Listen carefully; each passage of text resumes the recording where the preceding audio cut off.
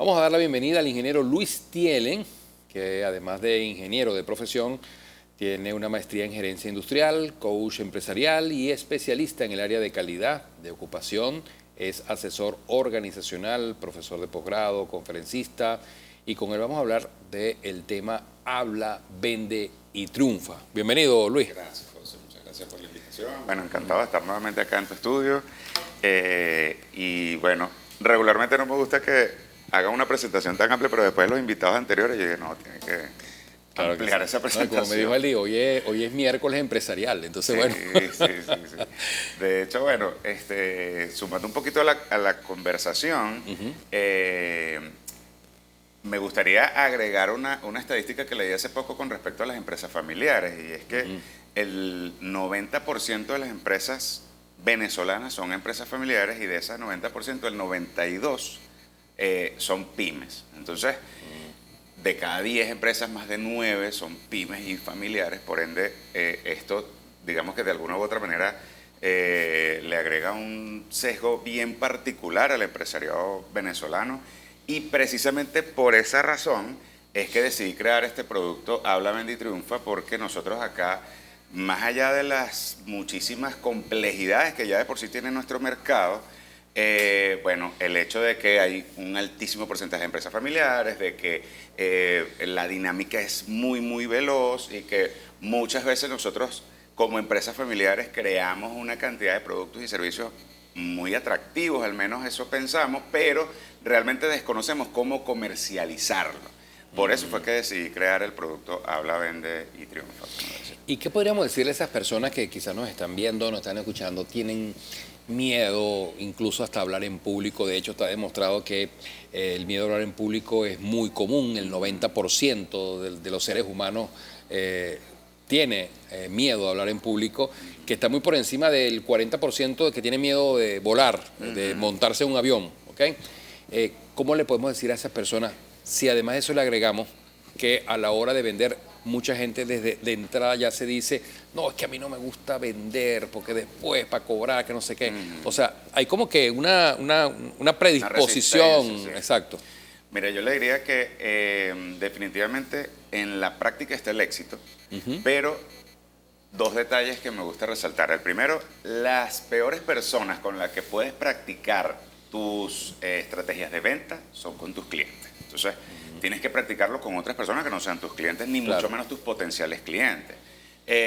Y segundo, la mejor frase que puedes decir a la hora de pretender vender un producto o servicio no se te va a ocurrir en el momento preciso que debas decirlo. Por ende, tú debes construir un speech adecuado, y eso lo vas a lograr precisamente trabajando en tu oratoria, trabajando en tus capacidades comunicacionales, trabajando precisamente en el descubrimiento de todos los beneficios que puedes suministrarle a tus potenciales clientes con tu producto o servicio. Porque muchas veces nosotros nos enfocamos solamente en describir las características del producto, y se nos olvida que realmente el potencial cliente o ese comprador potencial no va a adquirir ese producto o servicio por las características del producto, sino por los beneficios que va a obtener luego de utilizar o de que se le suministre el mismo. Entonces, mi recomendación, sobre todo a quienes sufren de ese miedo escénico, que como dices tú es un altísimo porcentaje,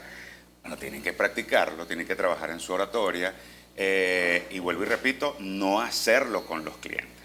Y la importancia, Luis, de leer y la importancia de ser buenos observadores también, porque a veces también, ¿qué pasa? Andan en piloto automático, no están en el aquí y en el ahora, y cuando les toca entonces desarrollar una exposición, vender, incluso venderse ellos mismos como marca personal, les cuesta. Claro, es que de hecho, tú lo que vas a decir, si definimos un comunicador asertivo, una de las características principales es precisamente la escucha. Entonces, hay una frase de Ismael Cala que a mí me encanta, que dice que nosotros, lastimosamente, el ser humano no escucha para comprender, sino para responder. Un buen vendedor debe tener una escucha activa, nítida, clara, constante, precisa, porque un buen vendedor, un vendedor asertivo, no es esa persona que habla y habla y habla como una ametralladora, bueno, diciendo infinidades de datos sobre un producto o servicio. No, es precisamente esa persona que tiene la capacidad de escuchar para entender cuáles son las verdaderas necesidades de ese potencial cliente y luego, con esa información, exponer de forma asertiva cómo con mi producto o servicio yo te puedo ayudar. Y sobre todo entendiendo, tú lo dijiste también, que el cliente al final no va a comprar el producto o servicio, te va a comprar a ti, tal cual como lo dice incluso en un título del libro del prologuista de mi libro, Carlos Rosales.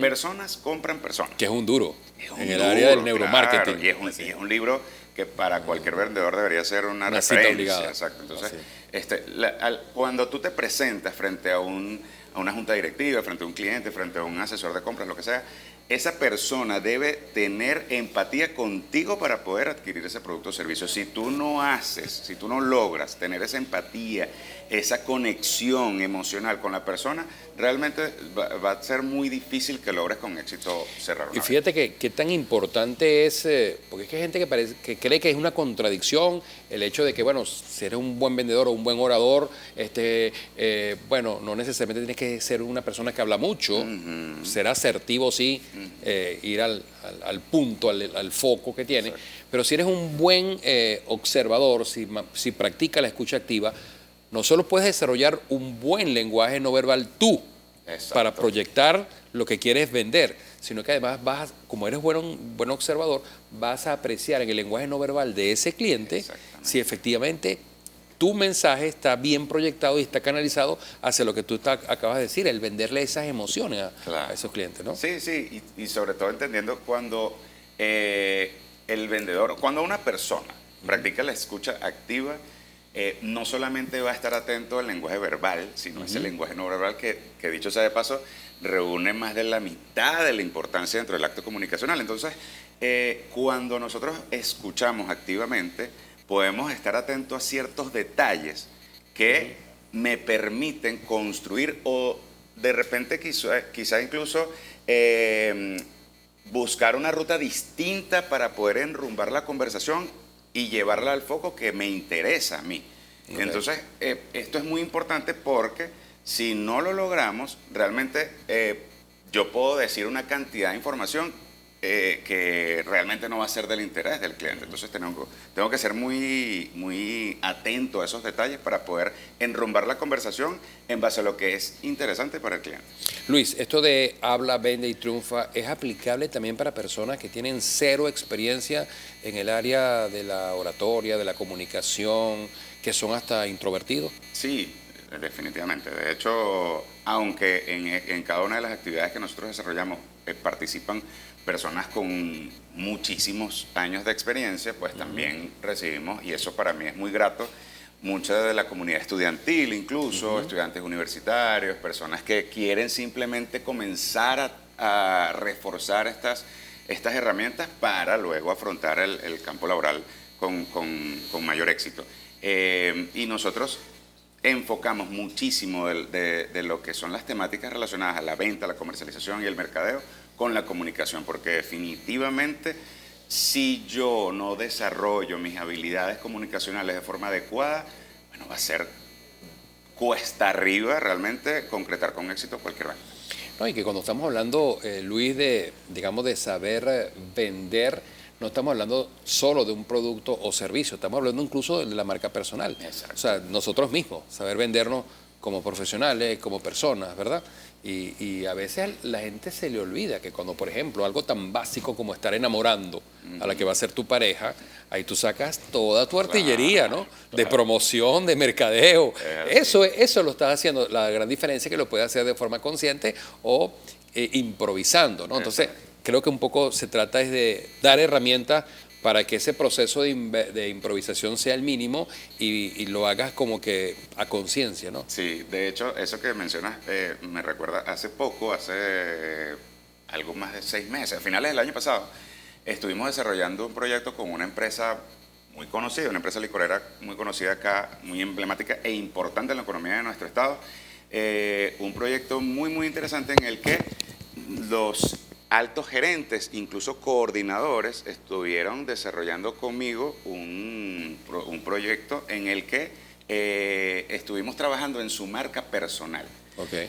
Tanto personal administrativo, de comercialización y mercadeo. ¿Por qué? Porque más allá, tal cual como tú lo dices, más allá de, bueno, sí, tener esa identidad corporativa por la empresa, de conocer muy bien mis productos, de saber a qué nicho voy a apuntar estas marcas, yo debo entender que es importantísimo desarrollar mi marca personal, porque a la hora de liderar una reunión, de liderar una entrevista, de hacer una exposición en la que voy a presentar unas nuevas marcas a mis aliados principales, yo debo desarrollar o implementar estrategias como marca personal, porque antes de comprar ese producto me van a comprar a mí. Entonces, esto es algo bien importante y bien interesante. Si las empresas de esta envergadura ya están entendiendo esta importancia y de hecho están invirtiendo en la formación de sus gerentes a la hora de desarrollar su marca personal, quiere decir que bueno, está demostrado que los resultados son mucho más positivos cuando trabajas en la marca personal de toda la línea gerencial de la empresa.